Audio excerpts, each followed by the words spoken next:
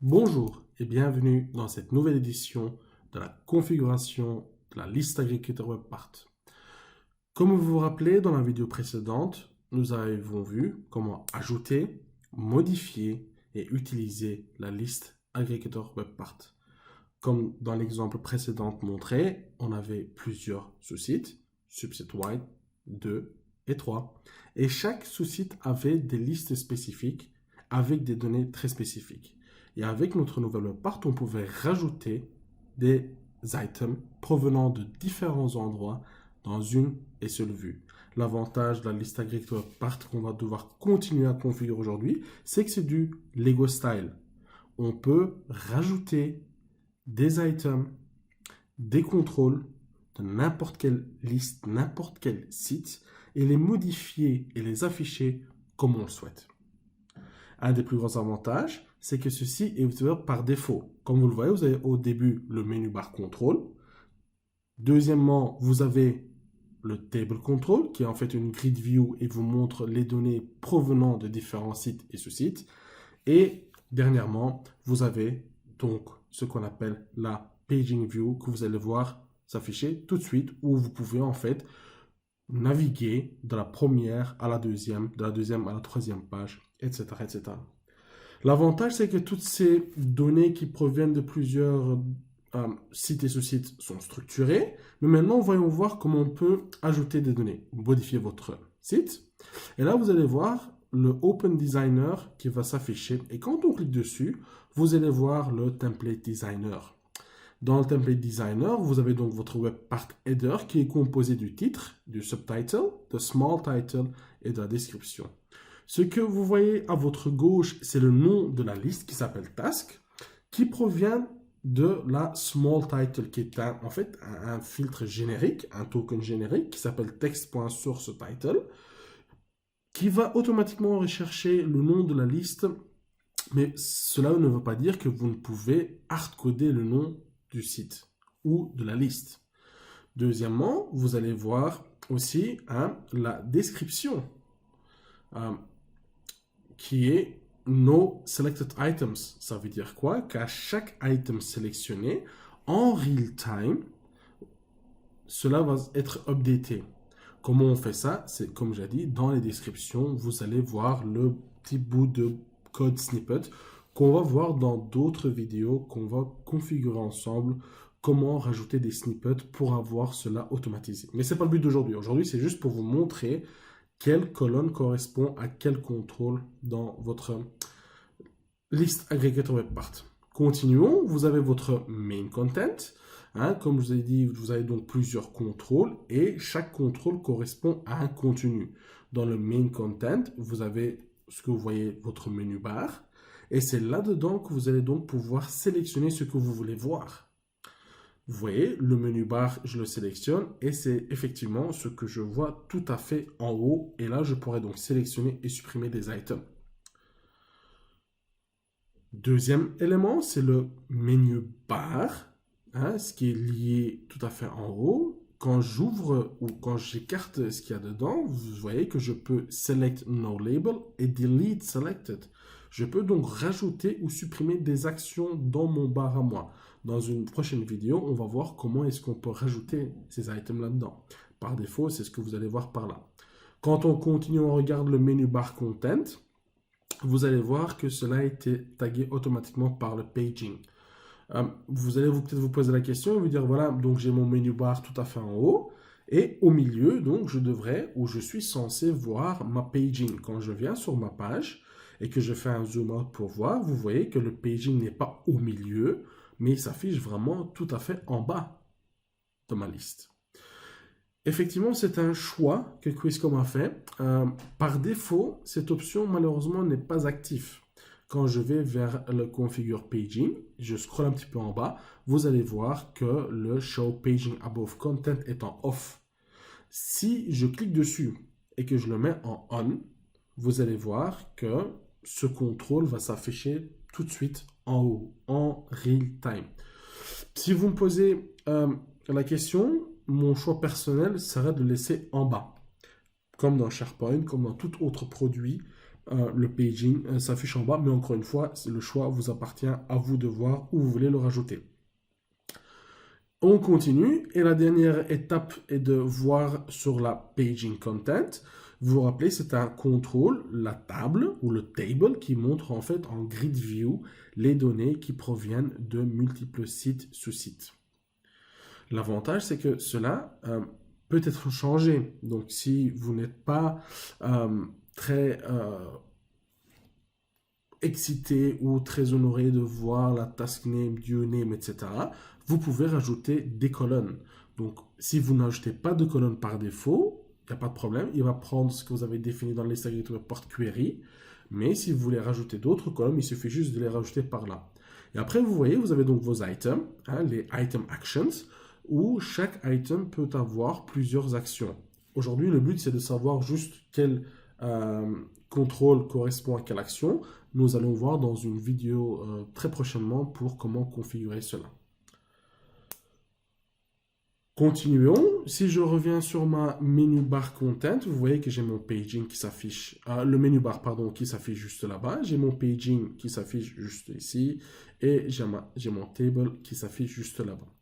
Donc vous voyez bien que comme je vous ai montré au début et avec l'exemple de maintenant, les trois contrôles s'affichent en une parfaite harmonie dans votre liste aggregator web part. Quand j'y retourne vers le paging content, vous voyez que je suis en table view, mais si je veux, ou si mon métier le demande, je peux switcher vers une liste view. Et là, vous allez voir qu'en real time, ma table view a disparu et je vois du list view. Ce qui pourrait parfaitement être un avantage pour les organisations qui utilisent du mobile. Donc, si vous vous dites, ben voilà, je veux développer une application qui va être très fortement utilisée sur du mobile, ben, je peux le faire parce que c'est déjà plus grand, plus vaste. Et l'avantage de cela, surtout, c'est quand je vais le sauvegarder et que je minimalise mon écran avec le responsive design d'Office 365, vous allez voir, donc je rétrécis encore un petit peu, j'agrandis pour en bas pour vous montrer plus en détail. Hop, comme ça. Et vous voyez, j'ai ma list view qui en mobile view sera directement responsive. Ça veut dire quoi? Que cela va automatiquement agrandir, rétrécir, élargir pour avoir la meilleure vue possible pour l'utilisateur final. N'est-ce pas génial ça? Il y a beaucoup d'organisations et de sociétés qui ont investi une tonne d'argent pour avoir cette fonctionnalité et la liste aggregator web part vous propose cela gratuitement là-dedans, dans votre licence. Bien sûr, les données proviennent aussi de toute colonne et là, je peux encore une fois accéder aux items qui sont liés à mon item. Je peux voir les propriétés, je peux l'éditer, je peux l'envoyer via mail ou je peux même explorer pour voir le contenu qu'il y a dedans. Tout cela avec ma list view et non la table view. Donc, je vais rééditer et ouvrir mon Open Designer. Je retourne où j'y étais et je vais rechanger ça donc vers du table et non la liste. Vous voyez, du grand classique, c'est revenu au même affichage. Je retourne donc vers le menu bar et au lieu de paging, je prends tabs. Vous allez voir, ça prend un petit peu de temps pour la génération. Et là, boum, vous allez voir qu'il m'a rajouté des tabs en completed, not started et in progress. Donc, il va montrer, dépendant de ce que je sélectionne, les tâches qui sont complétées, non commencées ou ceux qui sont en progrès. Si je retourne et que j'édite ma page, dans Configure Tab, si je n'aime pas trop le statut, si je veux absolument avoir autre chose, ben cela est possible. Je pourrais parfaitement sélectionner Priorité et vous allez voir que les tabs vont être changés. J'ai donc 13 tâches qui sont en on, 72 ou 72 en normal et 3 qui sont en high. J'ai encore un autre bouton qui s'appelle Render as Stamps. Encore une fois pour le mobile, donc vous voyez bien qu'on met bien l'accent sur le mobile. Si vous voulez développer des applications mobiles, vous pouvez parfaitement avoir des boutons et cliquer là-dessus. Je continue donc la modification et je pourrais, dans le menu bar content, cliquer sur groupe et vous allez voir en real time et tout de suite cela va modifier ma vue. Dans ma grid view, en tout cas, dans ma table view, je pourrais les avoir tous l'un à côté de l'autre ou l'un en dessous de l'autre grâce aux groupifications, comme on appelle dans notre liste agrégate WebPart. Ceci un petit peu pour vous montrer aussi la puissance de notre application. Si je continue et que je mets des filtres, vous allez voir que les tabs vont disparaître et j'ai une nouvelle fonctionnalité qui va apparaître en haut à gauche de mon écran.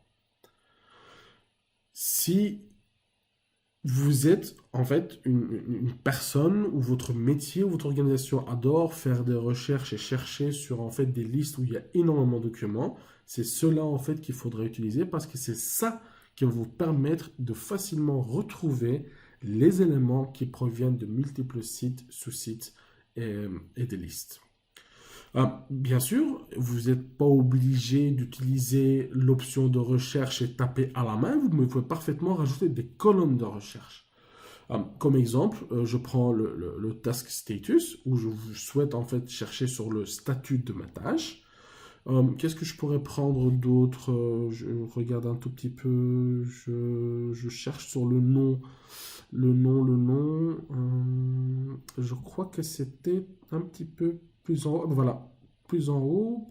Oui, voilà, je l'ai enfin trouvé.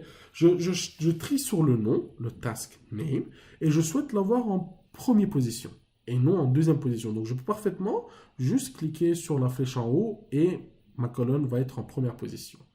Et comme troisième exemple, je choisis de prendre donc la priorité. Donc, j'ai 3 colonnes de recherche qui vont automatiquement s'afficher tout à fait en haut et je ne souhaite plus voir donc le Free Text Filter. Je désactive l'option. Je sauvegarde, je clôture et boum, qu'est-ce que vous voyez? J'ai 3 champs où je peux chercher sur le nom, sur le statut et sur la priorité. Si je clique sur les 3 petits boutons, vous allez voir que je peux sélectionner sur les notes started ou je peux même sélectionner multiples valeurs. Donc je peux dire ceux qui sont complétés et non démarrés en même temps. Un autre grand avantage, c'est que c'est pour les 3 colonnes également la même chose et que je peux faire des recherches là-dedans. Donc supposez-vous que vous avez une colonne avec plusieurs valeurs et que vous ne connaissez pas toutes les valeurs, je peux juste écrire CO et vous allez voir que ma liste va être automatiquement rafraîchie avec le completed. Donc il y a de l'intelligence en quelques termes qui est derrière en fait ces text box où je peux faire des recherches. Si je mets également 10 là-dedans, vous allez voir qu'il va me trouver toutes les tâches, donc les noms des tâches où il y a un 10 qui apparaît là-dedans. Tout cela avec la liste View WebPart ou la liste agrégate WebPart. Mais supposez-vous que c'est votre administrateur qui a fait ça et que vous dites, mais en fait, je veux rajouter une autre colonne. En tant qu'end user, il vous est en fait possible de faire du drag and drop comme je vous montre ici et de sélectionner la colonne que vous voulez filtrer là-dessus. En tant qu'utilisateur final, l'avantage c'est que vous n'êtes plus dépendant de votre administrateur ou de votre site owner. En tant qu'utilisateur final, vous pouvez parfaitement faire du drag and drop et aller récupérer la colonne et créer en fait la vue parfaite pour pouvoir continuer à travailler dans une parfaite harmonie. Donc c'était le but d'aujourd'hui, c'est de vous montrer comment la liste agrégate WebPart fonctionne, en vous montrant en quelques minutes comment rajouter des colonnes, comment modifier la vue, comment rajouter des refiners, etc. J'espère que cela vous a plu et on continuerait de regarder les vidéos on continuera en fait de faire des vidéos